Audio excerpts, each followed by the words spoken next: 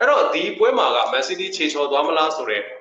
အချက်ကိုဒါတော်တော်များပြောကြတယ်ပြောလဲပြောချင်စရာပဲ Man City Liverpool ကိုဂိုးပြတ်နိုင်ခဲ့တယ် Man City ရန်ကောင်းတယ်ဆိုပြီးတော့ပြောနေတဲ့အချိန်မှာနောက်တစ်ပွဲလဲကြောက် Newcastle ကိုသွားရှုံးတယ် Newcastle ပွဲမှာသွားရှုံးတာအခုပွဲကလည်းနည်းနည်းပုံစံတူတယ်เนาะဒါ Newcastle နဲ့ Crystal Palace အသင်းကောင်းနေဖြစ်တယ်သူတို့အိမ်ကွင်းကြလို့ရှိရင်ပို့ပြီးတော့ကောင်းတယ်နောက်တစ်ခုကဘာကောင်းလဲအဲ့နှစ်သင်းကကြန့်ခိုင်မှုကောင်းတယ်ဆိုတဲ့ပုံစံမျိုးတွေရှိတယ်ပေါ့နော်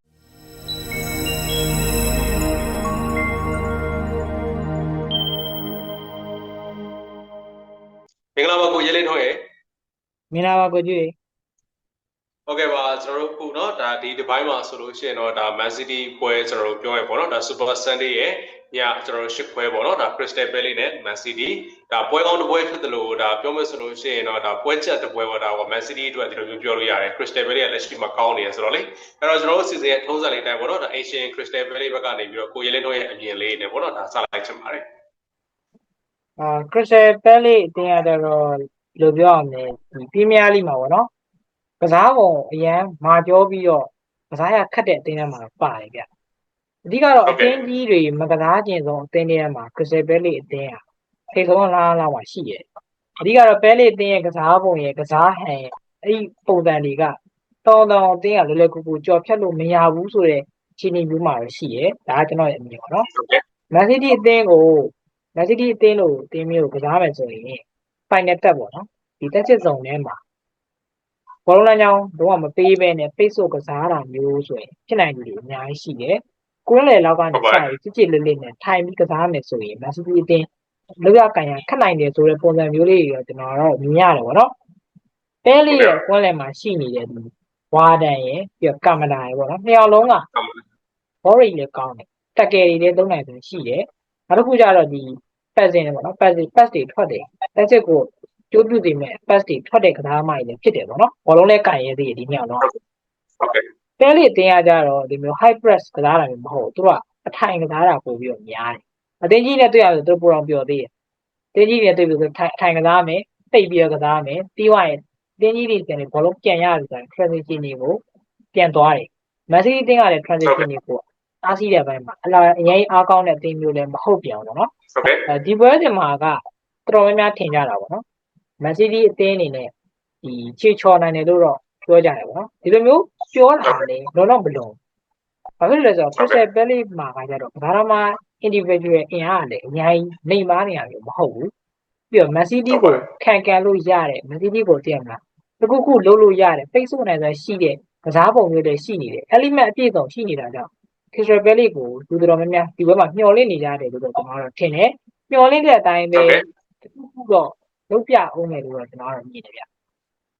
ဟုတ်ကဲ့ပါကျွန်တော်တို့ပေါ့နော်ဒါ Crystal Palace ဒါပထမဆုံးစပြောမယ်ဆိုလို့ကျွန်တော်အဆင့်၄နေရာရောက်နေတယ် Crystal Palace ကိုကျွန်တော်တို့ချီးကျူးရမယ်ပေါ့နော်ဒါပထမဆုံးဒီချက်စပြောရမယ်ဒါ Man U ကိုသူတို့ရှုံးခဲ့တယ်ဒါပေမဲ့ Man U ရှုံးသွားပြီမဲ့ Crystal Palace ကပြောမယ်ဆိုလို့ကျွန်တော်မယိုင်ဝါဘူးပေါ့ဗျာမယိုင်ဝါပဲနဲ့ဒါ Premier League နောက်တစ်ပွဲမှာ Burnley ကိုနိုင်တယ်ပြီးတော့ Fulham ကိုနိုင်တယ်ပေါ့နော်အဲ့ဒီနိုင်ခဲ့တဲ့နှစ်ပွဲရလဲဒါအဝေးကွင်းနိုင်ပွဲတွေဖြစ်တယ်ပေါ့နော်အဲ့တော့ကျွန်တော်တို့ကဒါ Crystal Palace ကိုဒါအသင်းကောင်းလို့ကျွန်တော်တို့ကပြောလို့ရတယ်ပေါ့နော်အဲ့တော့ Crystal Palace ကဒါအလွယ်တကူပါပဲဆောင်းတော့ကိုရဲတို့ပြောသွားတယ်ခုလက်ရှိမှာအများလဲထင်နေတယ်လို့ပေါ့နော် Crystal Palace ကသူ့ရဲ့အိမ်ကွင်းမှာလားဒီ Man City ကိုသူတို့ကအခက်တွေ့အောင်သူတို့ကလုံနိုင်တဲ့အသင်းဖြစ်တယ်ပေါ့ဗျာဒါကျွန်တော်တို့ရိုးလေးပဲအဲ့ဒီမှာဒီပေါ် Crystal Palace ရဲ့ဒီကစားကွက်ကကျွန်တော်တို့3-4-3ပေါ့နော်ဒါပြောမှဆိုလို့ကျွန်တော် Premier League မှာ3-4-3ကစားတာတကယ်ကောင်းတဲ့အသင်းပေါ့Man U တော့မှ Crystal Palace တော့မကောင်းသေးဘူးလို့ကျွန်တော်တို့ပြောချင်ပါတယ်အဲ့တော့3-4-3 Crystal Palace ရဲ့ကစားပုံကိုကြည့်တဲ့အခါမှာပုံစံကွက်တစ်ခုနဲ့တူတယ်ဗျာဘယ်လိုမျိုးလဲဆိုတော့သူ့အသင်းရဲ့ကစားသမားတွေကဒီပုံစံကွက်ထဲမှာအရန်ကိုဝင်နေတဲ့ပုံစံမျိုးရှိနေတာပေါ့နော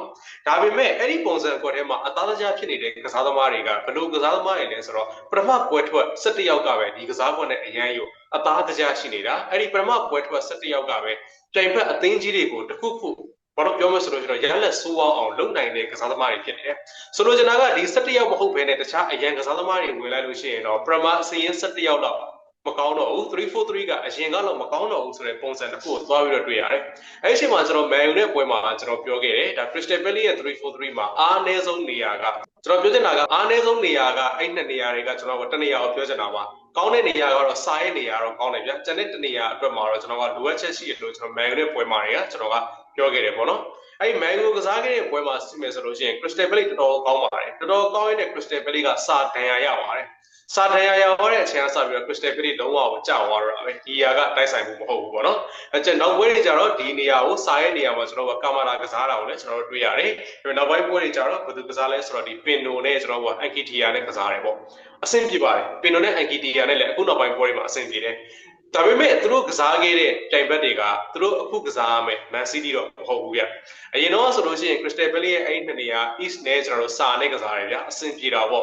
ဘယ်အသင်းကြီးမဆိုရှင်းနိုင်တယ်ဒါပေမဲ့ဒီပွဲမှာဆိုလို့ရှိရင်ပင်နိုနဲ့ Ankitia နဲ့ကစားရမယ့်အနေအထားက Man City ကိုဘယ်လောက်ထိရှင်းနိုင်မလဲပေါ့ Man City ကိုဘယ်လောက်ထိပိုးတွေရနိုင်မလဲဆိုတဲ့အပိုင်းမှာတော့ကျွန်တော်တို့စဉ်းစားရမယ်ဒီတောင်ပန်တစ်ဖက်ကောင်အထောင်ကမတေးတာကိုဘယ်လောက်ထိအကူအညီပေးနိုင်မလဲပေါ့ပြောမယ်ဆိုလို့ရှိရင်တော့ကျန်တဲ့ကျွန်တော်ပြောရတဲ့အချို့ရင်တော့ East ကတော့ထားလိုက်ပါတော့ကျွန်တော်ဒီစာပေါ့ဒီစာကတော့အရန်ကောင်းပါတယ်ဒါသူ့လောက်တော့ဒီနှစ်ယောက်ကတော့မဖြစ်သေးရဲ့ပေါ့နော်အနေထားတွေဒီကဒီမှာတွေ့ရတဲ့အခါမှာဒီနေရာကတော့အားနည်းတယ်လို့ပဲကျွန်တော်ကတော့ထပ်ပြီးတော့ပြောချင်တယ်ပေါ့နော်နောက်တစ်ခုက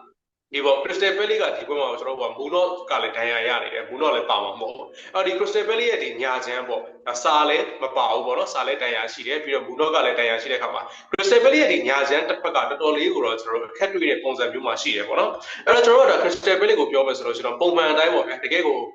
အကောင်းဆုံး17ယောက်နဲ့ပဲကစားမယ်ဆိုလို့ကျွန်တော်တို့ကဘာမှပြောစရာအကြောင်းမရှိဘူးဒါပေမဲ့လက်ရှိမှာက Crystal Palace ရဲ့အကောင်းဆုံး17ယောက်ထဲကကျွန်တော်တို့ကတနေရာပေါ့ဗျာဒါပြောမယ်ဆိုလို့ဘယ်တောင်ပန်ပေါ့ဘယ်တောင်ပန်အားမရတာကြာပြီအခုဆိုလို့ချင်းညာတောင်ပန်ကစားရလေဒဏ်ရာရှိနေတယ်ပြီးတော့ကျွန်တော်တို့တော့ဒီပြောမယ်ဆိုတော့အတက်ဆင်းမှန်မှန်နဲ့ကစားနေတဲ့ Bunos မှာလည်းဒဏ်ရာရှိနေတဲ့အခါမှာတော့ Crystal Palace ကအင်အားအပြည့်နဲ့လုံးဝကိုတောက်တင်း Crystal Palace တော့မဟုတ်ဘူးဗျအဲ့တော့ကျွန်တော်ပြောချင်တာကတော့ဒီအရာလေးတွေကသေးသေးလေးတွေဆိုပေမဲ့တကယ် Man City လိုမျိုးအသင်းနဲ့ကစားတဲ့ပွဲမှာတော့ဒီအရာလေးတွေကတော့ပေါ့နော်ကျွန်တော်တို့ပြောမယ်ဆိုလို့ရှိရင်တော့တက်ရောက်ဖို့တော့ရှိနိုင်တယ်လို့ကျွန်တော်ကတော့မြင်ပါတယ်ကဲဒါဆိုလို့ရှိရင်တော့ကျွန်တော်တို့အဝေးကွင်းက Man City ဘက်ကိုသွားစေတယ်ဒါ Real ကိုတော့မှနိုင်ထားတဲ့အသင်းဖြစ်ပါတယ်ပြပြပေးပါဦးခုနောက်ပိုင်းဒီ Man City ကကျတော့ Dogan Mori ရဲ့ impact ပေါ့နော်အဓိကတော့ Gravadiol ရဲ့ impact ကိုကျွန်တော်မြင်လာရတယ်နော်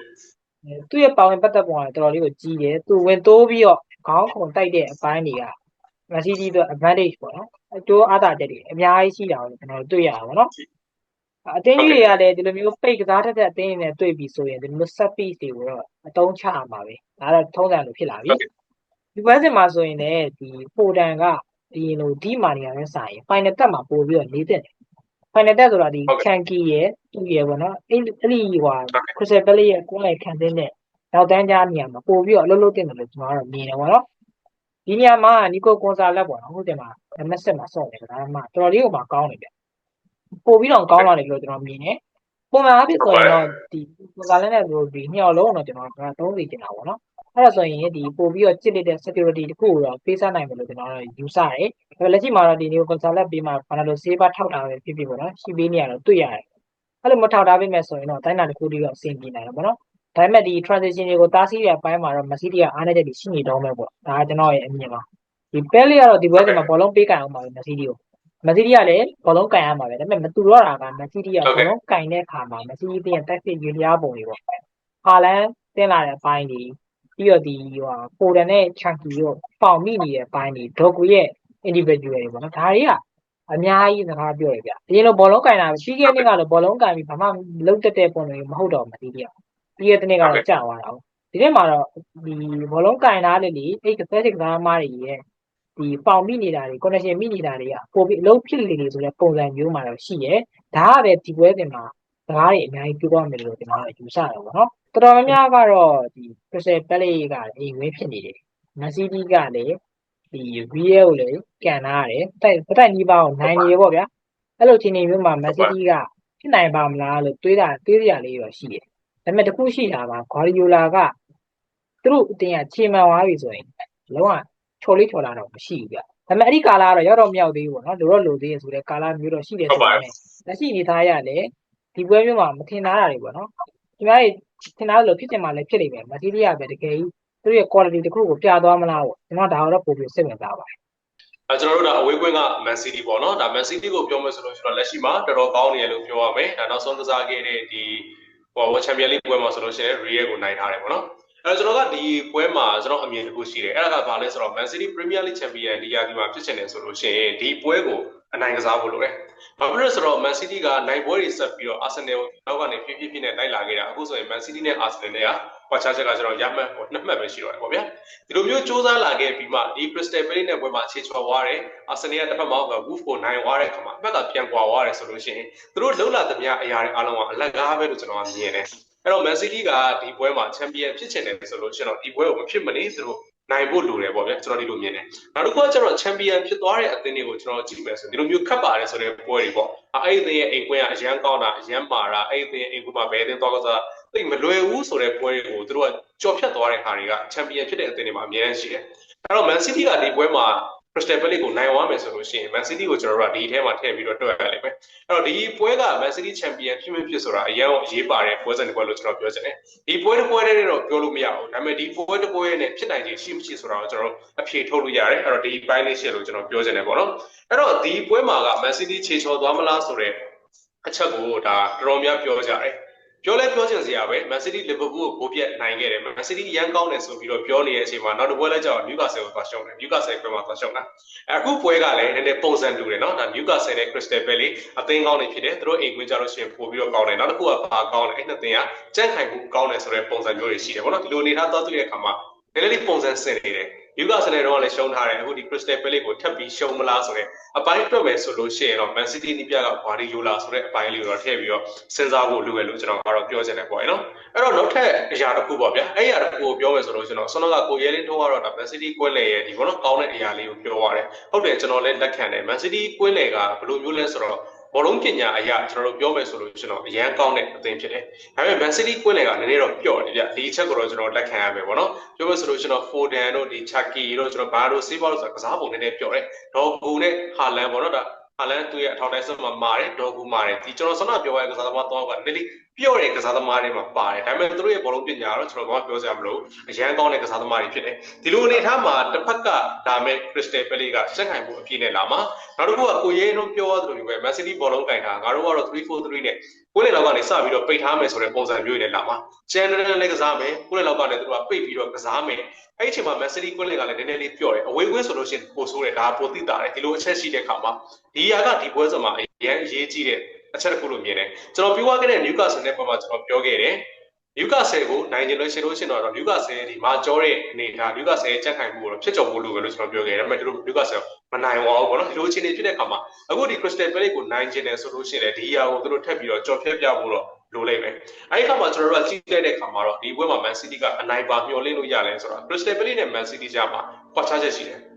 ခြားနာချက်ရှိတယ်ကျွန်တော်ဆုံးမပြောရတဲ့ကစားသမားတွေကဘလို့ကပြောမစလို့ဆိုတော့အနေငယ်ပြောတဲ့ကစားသမားတွေဆိုပေမဲ့အခွင့်အရေးတစ်ချိန်ရသွားပြီဆိုလို့ရှိရင်ပွဲဖြေကိုပြောင်းလဲပေးနိုင်တဲ့ကစားသမားတွေဖြစ်တယ်ဒီနေ့အသင်းမှာကွာခြားချက်ကပွဲဖြေကိုပြောင်းလဲနိုင်တဲ့ကစားသမားတွေပဲလက်ရှိ Crystal Palace မှာပွဲဖြေကိုပြောင်းလဲနိုင်တဲ့ကစားသမားကတော်တော်ကြီးကိုနည်းနေတယ်လို့ပြောလို့ရတယ်ဒါပေမဲ့ Man City မှာကျတော့တော်တော်လေးကိုပွဲဖြေကိုပြောင်းလဲနိုင်တဲ့ကစားသမားတွေတော်တော်များတယ်ချန်ပီယံလည်းဖြစ်ရှင်နေတယ် Newcastle နဲ့ပွဲမှာလည်းပုံစံစင်တူမျိုးနဲ့ရှုံးထားတယ်ဒီပွဲမှာလည်းဒီလိုမဖြစ်ဖို့လိုတယ်ဒီຢာတွေအားလုံးကိုသူတို့အကောင်းဆုံးသင်ခန်းစာယူပြီးတော့ဒီပွဲ Man City နိုင်သွားမယ်ဆိုတော့ဒါကတော့တိတ်တော့မထူးဆန်းဘူးလို့ကျွန်တော်ကတော့ပြောချင်ပါတယ်ကဲဒါဆိုလို့ရှိရင်တော့ဒီပွဲကိုရလည်းခံမနဲ့ပဲလေးသွားစနေခံမပေးပါဦးကျွန်တော်ကတော့ပထမစဉ်းစားတာပေါ့ဗျာဒီ Crystal Palace ကဒီလိုတစ်ခုခုတော့လုပ်ပြရမှာနော် Man City တော်တော်လေးခက်ခဲကစားရမယ်ဆိုတဲ့ဘက်ကိုကျွန်တော်ရေးစဉ်းစားတယ်ပြီးတော့မှဒီ Crystal Palace ရဲ့လူချင်းဘိုင်းကိုပြပြန်တော့လေဒီလောက်လားပေါ့နော်ဒီရုံးပေးမဲ့ကစားသမားပေါ့ဒီလိုပွဲမျိုးဆိုရင်အရင်တိတာတဲ့ကစားသမားဒီတော်လေးအားနေနော်ဒီပြောရမယ်ဆိုဝါဒန်နဲ့ကာမတာလောက်ပဲရှိရဆိုတော့အခြေအနေမျိုးလောက်တော့ဖြစ်နေရအောင်ဒီမတေးတာကလည်းတကယ်ပြန်စဉ်းစားကြည့်ရင်အပိုင်လုံးနေဆိုရင်သူကနည်းနည်းလွဲတဲ့တဲ့မှာပါတယ်ဗျဒါမျိုးလေးတော့ရှိရပါမယ်နော်ဒါမှမဟုတ်ကျွန်တော်ဒီပွဲစဉ်မှာတော့ဒီ Palace နဲ့ Man City မှာ Man City ရပါတော့ Palace ကို 0-2 ပေါ့ရလက်လောက်နဲ့အနိုင်ရရှိသွားမယ်လို့ကျွန်တော်အရေးဆုံးခဏလိုက်ပါတယ် ဟုတ်ကဲ့ပါသူပါတယ်ဒါကျွန်တော်လည်းဒါ Man City ပဲကြိုက်တယ်ပေါ့နော် Arsenal က move ကိုနိုင်ဖို့ကတော်တော်ကြီးကိုကြာကြလို့များတယ်လေအဲ့တော့ဒီဘက်မှာသာ Man City က Crystal Palace နဲ့တည်ကြအောင်မယ်ဆိုရင် Premier League ကနည်းလေးပြင်းဖို့ကောင်းသွားမယ်အပိုင်းလေးတွေရှိတယ်နောက်တစ်ခုကဒီတစ်ပတ်မှာဒီ West Ham နဲ့ Villa ပွဲရှိတယ် West Ham နဲ့ Villa အနေထားမှာကျွန်တော်တို့ Villa ချစ်ချောနိုင်တယ်ဆိုတဲ့ပုံစံမျိုးလေးနည်းနည်းလေးမြင်ရတာရှိတဲ့အခါမှာ Villa ချစ်ချောသွားပြီဆိုလို့ရှိရင်လည်း Arsenal ကနိုင်သွားတယ် Man City ကလည်းမနိုင်ဘူးဆိုတော့ Premier League ကလည်းပြင်းဖို့ကောင်းအောင်ပါအဲ့တော့ပြောမှဆိုလို့ရှိရင်တော့ Arsenal နိုင်လို့ရှိရင် Man City ကလည်း Premier League နဲ့မြိုင်ဖို့လိုက်ပြီးတော့နိုင်ဖို့လိုမယ်လို့ကျွန်တော်ထင်တယ်ပေါ့နော်ပြီးတော့ဒါ Crystal Palace ကလက်ရှိအဆင့်၄ဗျာအဆင့်၄ဒီဘောမှာ Crystal Palace ရောက်တယ်နည်းကြာပြီ Crystal Palace နည်းနည်းပြန်ပြီးတော့ဆင်းသင့်ပြီလို့လည်းကျွန်တော်ထင်တယ်ပေါ့နော်အောက်ကအသင်းတွေပြန်တက်ရမယ်အချိန်တစ်ခုရောက်လာပြီလို့လည်းကျွန်တော်မြင်တဲ့အခါမှာတော့ကျွန်တော်ဒီဘက်မှာ Man City ကိုကျွန်တော်ရွေးတယ်အဓိကကတော့ရွေးချယ်ရတဲ့အကြောင်းရင်းကတော့ဘောလုံးမှာကကြောင်းပြန်နေရတယ်လေဖြစ်တာရှိတာ哦 Crystal Palace ကိုအရင်ကြိုက်နေလို့ရှိရင် Man City ကနိုင်ဝါနိုင်တဲ့အပိုင်းလေးတွေကလည်းကျွန်တော်ဘောလုံးမှာတော်တော်လေးကိုကျွန်တော်ကမြင်တွေ့ရတယ်နောက်တစ်ခုကကျတော့ကစားသမားဒီရဲ့ကွာခြားချက်ပေါ့နော်ဒီနှစ်သင်းမှာဒီလိုအရာလေးတွေရှိတဲ့အခါမှာတော့ကျွန်တော်ကတော့ Man City အနိုင်ခံမယ်နဲ့နှစ်သင်းပေါင်းသွင်းတော့ကျွန်တော်ကတော့3ဂိုးတော့သွားမယ်လို့ထင်ပါတယ်ကျွန်တော်က Man City အနိုင်2ဂိုး1ဂိုးနဲ့ပေါ့နော်နိုင်သွားမယ်လို့ကျွန်တော်တော့ခံမှန်းထားပါတယ်ဒါဆိုလို့ရှိရင်တော့ကျွန်တော်တို့ရဲ့ဒါဒီနေ့အပိုင်းကတော့ဒီလောက်ပါပဲပေါ့နော်ကျွန်တော်တို့ကအချိန်တစ်ခုပေးပြီးတော့ဒါခံမှန်းသုံးသပ်ပေးခဲ့တဲ့ကိုရဲနှုတ်ကိုကျေးဇူးတင်ပါတယ်ကြည့်ရှုပေးခဲ့ကြတဲ့ပရိသတ်တွေကိုလည်းကျေးဇူးတင်ပါတယ်ဒီဘိုင်းကိုတော့ဒီနေရာမှာပဲကျင်းထားမယ်လို့ကျွန်တော်ပြောချင်ပါတယ်ဗျာကျေးဇူးတင်ပါတယ်